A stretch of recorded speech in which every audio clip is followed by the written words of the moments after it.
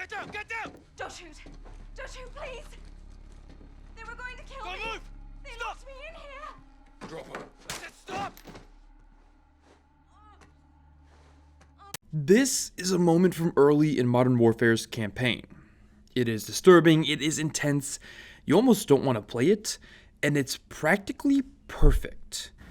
Modern Warfare has made a point, a few actually, and I want to break those down, and I want to do it now, so that if Activision steps in and uses this game as a urinal a month after launch, there's a moment frozen in time where it was easier to see the game for what it really is, and what the people who made it wanted it to be. People are going to be upset about its campaign, some people are going to have problems with some of the multiplayer changes, some people are going to be annoyed with some of Spec Ops, but I am only one of those people. Modern Warfare does oh so much right, and a few things wrong, but today, in its infancy, I want to talk about why all of those things are so important and what they say about Call of Duty in general. But I'm going to start in the most shallow end of the pool and focus on superficialities, because my god. If you're considering buying this game, what I'm about to discuss should be one of its back-of-the-box pitches. Modern Warfare is the first game that has ever made me feel like I could be watching a movie. I know that reeks of hyperbole, but I genuinely mean it. This is one of the most phenomenal looking games of this generation by a landslide. Normally I wouldn't spend more than a second talking about something like this, but it's extremely important in that it underscores and heightens everything Modern Warfare accomplishes. In both multiplayer and single player, this was built to be a more realistic, grittier, grounded version of Call of Duty. That's tough to accomplish when every moment you look around and feel like you're playing a weird simulation that Stephen Hawking may have cooked up 10 years ago. But that is how previous COD games have felt. However, in every way, Modern Warfare immerses you. The lighting in this game is an absolute achievement, so much so that on PC, I was actually able to utilize shadows to my advantage in multiplayer to track out-of-view enemies. Seriously. Better yet, darkness is used as a tool within the campaign expertly.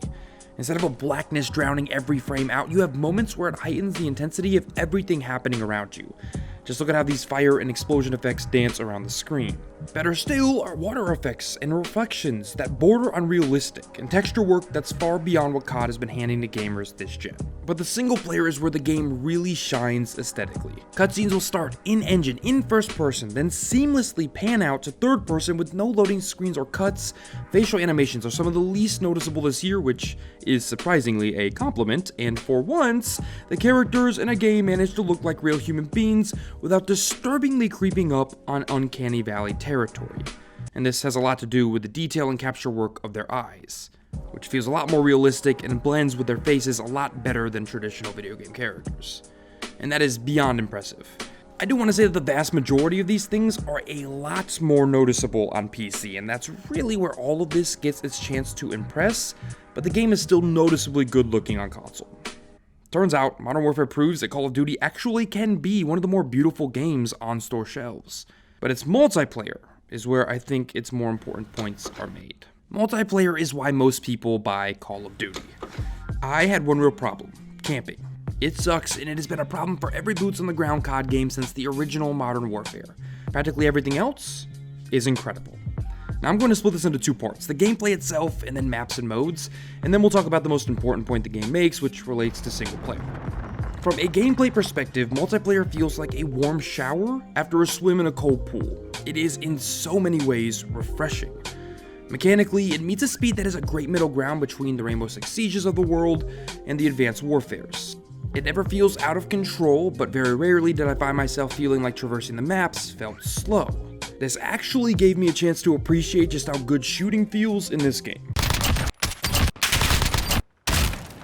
Weapons all feel superb, from recoil to ADS time, and while people are going to argue for weeks, inevitably, about TTK, I personally don't have a problem with its current positioning. It is hard to articulate how something feels, so I'll put it this way. Never once have I felt cheated or bored by the actual gameplay mechanics on hand here.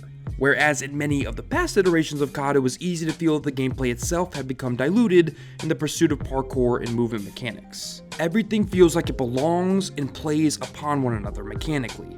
It feels like a realistic COD game, and that really is the best compliment I can pay the studio. By now, most of you know what you're getting when you buy a Call of Duty game. This is an evolution, not a revolution like we saw with jetpack gameplay.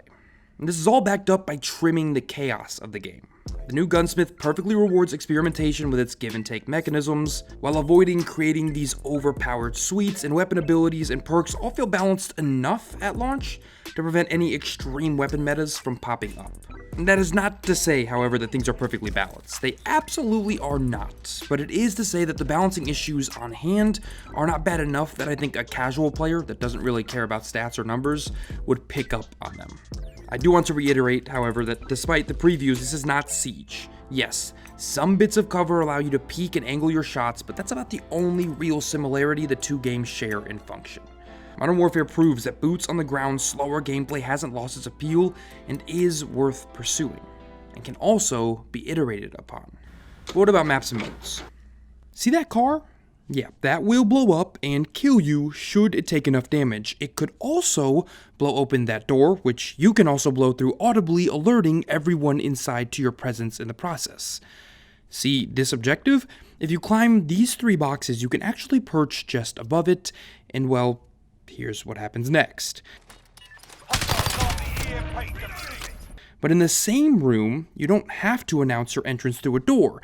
There's this little vent shaft that you can go prone and crawl through to make your entrance a bit quieter. These are some of the most intricately designed and most interesting to play maps in a Call of Duty game in a long time. That doesn't make them the best, but it does make them refreshing. That was a piece of my discussion about the beta. It all still stands. Modern Warfare's maps are a mix of excellent and oh my god, this is awful, with the former being the more dominant force. Most of these maps are not just beautiful to play on, but so well designed and imbued with a refreshing sense of verticality that in many ways force you to rethink how you play a grounded Call of Duty game. There's also an attention to detail here that's really nice. Certain maps will have rats running across them, paper will be flying, textures are grungy and dirty. There's movement outside of just the players in the match. Within that, there's a lot of the traditional 3-lane structure here, but there's also dynamism. The maps, as all the best COD maps have in the past, give you a lot to learn. Small angles to peek, vents to crawl through, flank routes to take advantage of, vantage points to snipe from, and most importantly, almost all of the maps are suited in size for what is absolutely a more methodical and slower COD game. That's always the primary concern with Call of Duty. Finding a middle ground of size that fits the type of gameplay that your iteration offers. But it's not all green pastures. Some of these maps made me want to walk away from my screen. This map, for instance, is far too big for its own good and lends itself to a wide open chaos that did not feel fun. A map that felt substantially more suited for much faster movement speeds. This map is essentially a very small piece of a battlefield map that all but screams, please don't venture too far from spawn. I cannot lie, however, I really do not love all of these maps. As well designed as I think some of them are, they are not my cup of tea. There really is a lot of camping, and they absolutely need to nerf claymores and explosives in general, because they are out of control. And while there's fun to be had on both of these maps, neither felt good to me when placed in the context of this game. As for modes, with the exception of Cyber Attack, it's mostly standard FPS fare. Variations of Search and Destroy, Domination, and Team Deathmatch all crowd the only available playlist, and there's absolutely nothing wrong with this. And while it won't revolutionize, I think most of the focus went into the game's 2v2 gunfight mode. And that's where this opinion from the beta essentially still stands. It's a 2v2 mode that is purely skill-based. You start a match with a random loadout and one teammate. Everyone gets the same loadout each round. The goal? Eliminate the other 2 players or survive long enough to cap the objective. 1 life per round. It is phenomenal. Again, let me be clear, this is not Rainbow Six Siege, not even close. It is still very much Call of Duty, but this cage match mode, as COD calls it, is the most even playing field that the game could possibly put its players on. Most importantly, it is maybe the best use of COD's new movement mechanics and gunplay. Here, tactical, team-based play is all that is going to net you consistent success. A team that communicates is at a significant advantage over one that doesn't, and the maps are perfectly designed and suited for this reality. They are the tiniest microcosmic examples of COD's 3-lane map design principles, creating tension without turning the mode into a game of hide and seek. And these maps aren't nearly as interesting as the other modes, however, they don't need to be, they just need to be fair, and they are. I think Modern Warfare proves that the game will live or die by its map design, and that there is room to get more creative when it comes to modes and ways to play. But Modern Warfare's most important statement, very much so, comes from its single-player outing. I have almost always viewed night vision in games as a gimmick. Just as much as a gimmick as me walking into Toys R Us and buying a pair of night vision goggles for my 6-year-old self, just to ensure I have a headache for the next 3 weeks. In games, it's something that usually exists simply for the devs to say, look, variety, it's dark. Until this moment. Until I was creeping through this house in one of the most intense sequences I've played in a game this year. Until I saw this guy's head blown out from under this bed, until it finally served a purpose.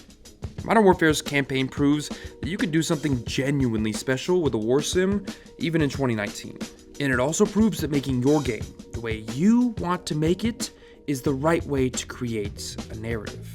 Both of these statements can be stretched across the entire campaign. I will not spoil anything here. I'll try to only show footage from the first half or so of that journey, and I'll leave story details alone entirely. But from a gameplay perspective, this campaign nailed it.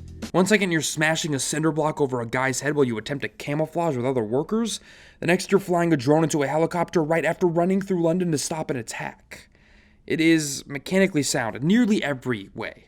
And I know that there are people that may believe there's some forced variety here, and some are going to rip the campaign apart for its AI design, but I'm simply not in the former camp, although the AI does desperately need work. However, its story, which again I won't spoil, and tone are what's truly impressive. This manages to be a gritty, visceral campaign without drowning you in its pessimism and darkness. Through its characters, it balances that darker tone with just the smallest bit of comfort to keep it from overwhelming you. This is important because the devs weren't kidding. This campaign is dark. There's a sequence, which I won't spoil with details, but it's on screen now, that quite frankly left me shaking my head. It is aggressively somber and a little too realistic, but I appreciated that it existed within the context of the story. It was important because we, the player, needed to understand this story's stakes. You're not supposed to love moments like these. You're supposed to understand them. It didn't feel like it existed for shock value, it felt like it belonged within this narrative. The entire campaign is flooded with these moments. At one point, for example, there are 3 people dragged by the necks to their demise using a construction crane. This warning that the campaign opens with is well suited for moments like those. I'm not sure it's one of the greatest gaming stories ever told, but in my opinion, it is absolutely worth your time, and while I personally don't love the way that it decides to wrap itself up, I actually feel a desire to replay it, something I've never done with a COD campaign, so take that for what it's worth. Now, the one giant disappointment for me is the one exclusively negative point I feel like this game feeds into. I'm going to say something that I think may be controversial, but I do not at all like Spec Ops. The classic Spec Ops mode on hand here in Modern Warfare is fun. It's basically a horde mode where you and 3 friends or strangers team up to stay alive.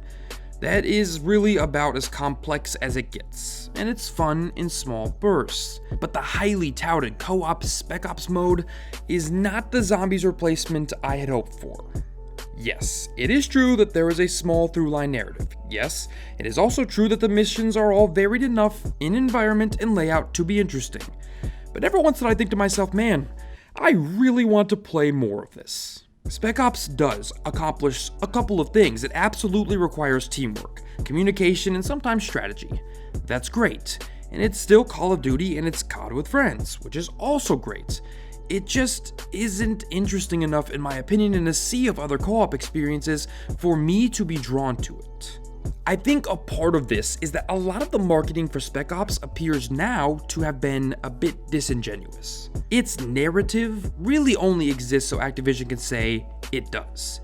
It really isn't as fleshed out and substantive as it was sold to us as. It's simply not this giant feature set that's going to make zombie players glad that the team took a shot. It's not all pessimism, it's not bad, not at all, and I know that some people will love it, and that's awesome, but I'd be lying through my teeth if I pretended I was one of those people. I'm sure the mode will get more content and will flesh itself out, and maybe then I can justify giving it more time, but for now, there are far better co-op experiences available for me to fall madly in love with this one. The point here, that maybe just COD with friends isn't enough. Maybe it needs to offer something new and interesting to sustain an audience. And that maybe Call of Duty really did have something special with zombies. But before I close this out, I want to mention a few things really quickly that I think are very important, and I would be remiss if I did not discuss them. Technically, for the most part, the game is very sound, but there are a few glaring issues. Things that aren't game-breaking, but things that need to be discussed. Number one, in the campaign, strangely, cutscenes are the only thing that freezes pretty consistently. This happened more on PC and only a couple of times on my Xbox, but a lot of these cutscenes are very choppy. They stutter, they stop, they freeze altogether. It's a very strange issue that does not make its way into the gameplay. The same goes for all of the cutscenes or mission briefings for Spec Ops. However, outside of that, I have only seen a very marginal amount of glitches. Server issues are a concern. The game launched, and clearly the servers were not prepared for that, but that's pretty much par for the course at this point for a new release. And it's worth pointing out that from then on out, the servers worked fairly well. And outside of those server issues, all I've really seen are some enemy players holding their weapons strangely up near their necks, and one time where I was booted from a match for server instability. Nothing too terrible, but worth mentioning nonetheless. I simply could not be more impressed with Modern Warfare. And I genuinely mean that, but I also want to be real. The game currently does not proffer an in-game store. But we know one exists, and will come post-launch because it's literally in the fine prints of the game in digital stores. I know there's a chance that Activision could screw this game right over. I know there's a chance that the game could very quickly become absolutely everything worth hating in AAA gaming. And when that time comes, I'll be there, just as disappointed but unsurprised as you. But for now, and maybe only for now, Modern Warfare is an accomplishment. Proof that people weren't crazy when they hopped on the hype train all those years ago when the original Modern Warfare hit store shelves. Proof that its staunchest supporters aren't yet crazy enough to be institutionalized. Proof that there is a dramatic line between developer and publisher. But Modern Warfare's biggest and most important point, however, is still very simple. Call of Duty is still special. When game makers get to make the game that they want to make.